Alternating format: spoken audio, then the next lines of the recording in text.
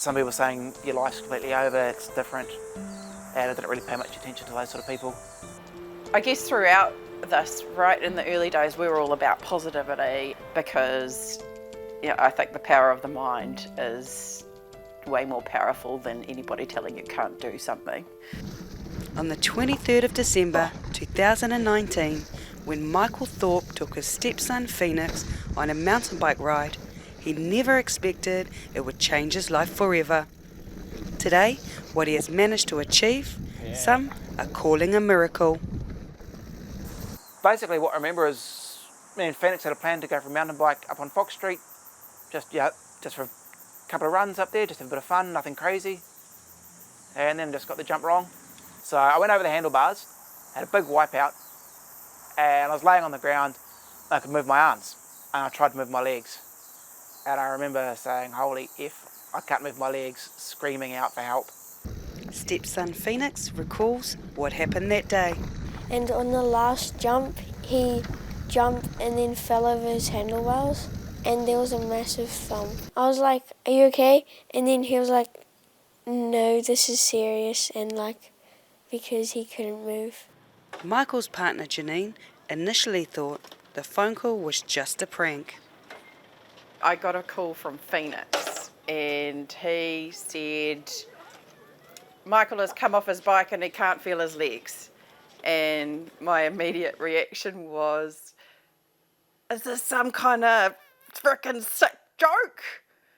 And then somebody else who was at the scene got on the phone and said, no, it's not a joke.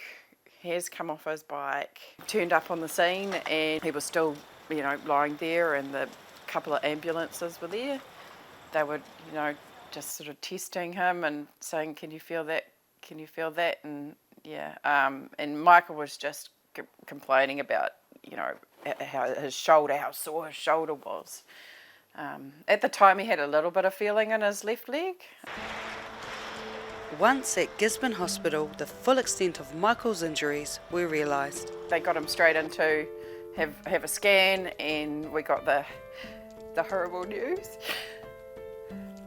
And then it was just a matter of me jumping in the car and filling up a suitcase. This was Christmas Eve. And just going, well, this is what we got to do. Michael had landed on his head, compressing his spine.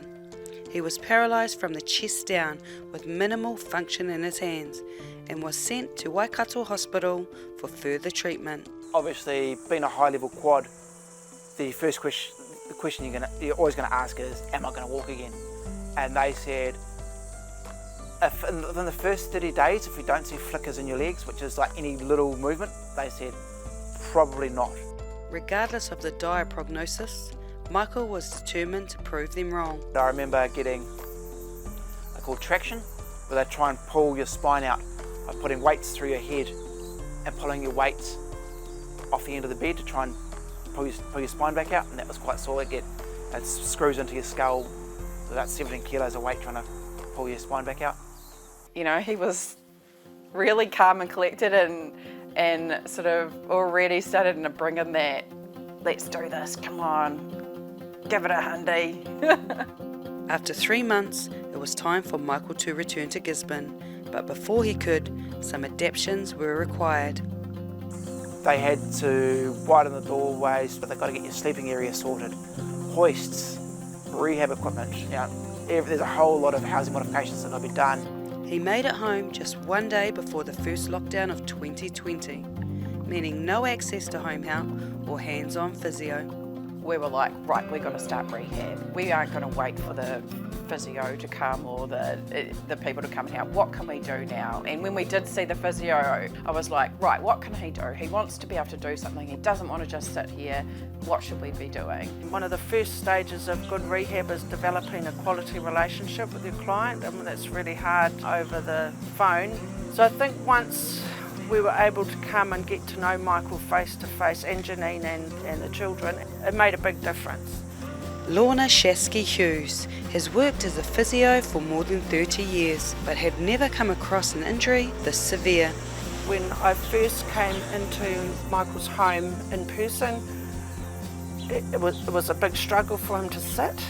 without any support. The right arm was really limited with movement. He was in a power chair most of the time, so not wheeling himself, and yeah, not a lot of movement in his legs. They embarked on a somewhat unorthodox treatment plan, which brought with it some amazing results.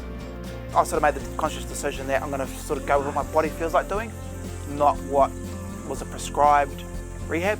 And ever since then, we sort of said, right, today, all right, we're going to go for a stand, or we're going to do some groundwork, bridges, yoga moves, something like that.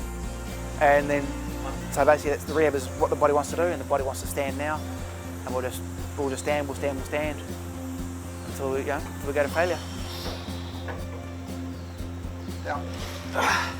Yeah, so my lack of experience in the spinal cord rehab scene, I think in some ways has probably helped, because just anything went. Whatever we needed to do, whatever we needed to try, our expectations were just wide open. And when doubt crept in, Michael and his team fought even harder.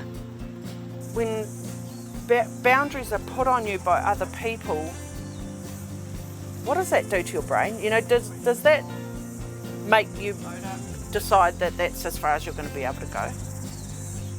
And so we've had this philosophy of there are no boundaries, there are no limits. But I remember this horrible male nurse who, on day 2 or something, and he said to Michael, and I was there, "Oh, that's it, mate. That's all you're gonna get. But at least you still got this. I've seen worse." And I was like, "You frickin' prick." You prick. While Michael focused on his rehab, Janine was busy online, researching treatment options, eventually leading them to Gisborne's Dr. Rick Chiroli and stem cell treatment.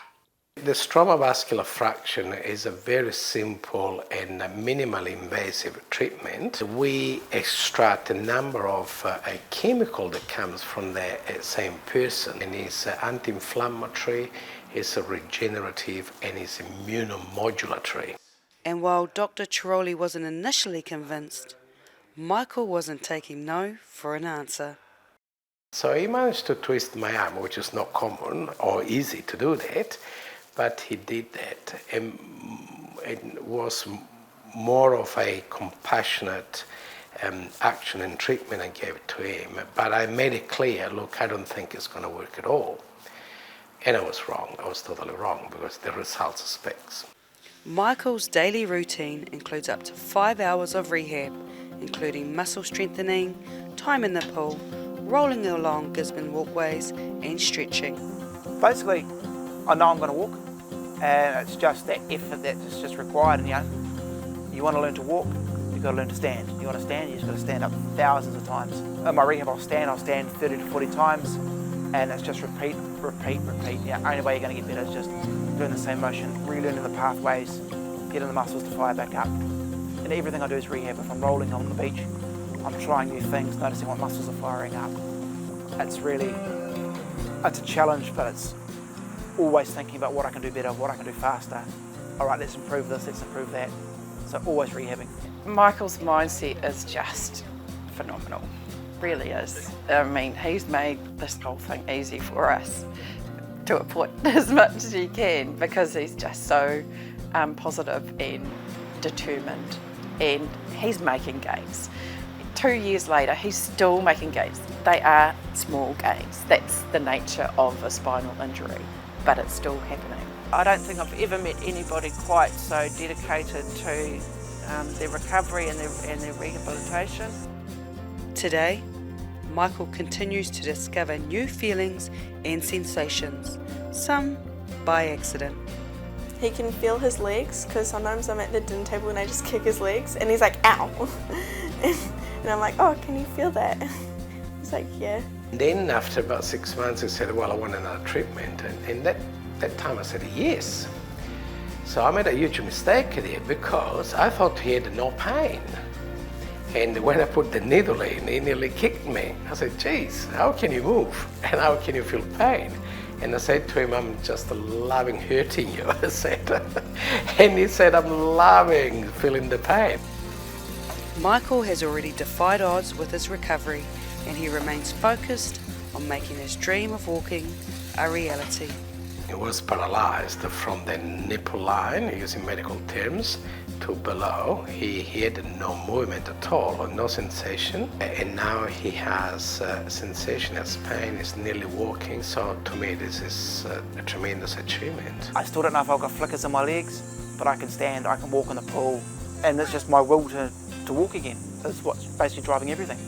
Michael and his team are determined to prove that a medical prognosis can be turned around through effort, sweat, tears and the will to walk.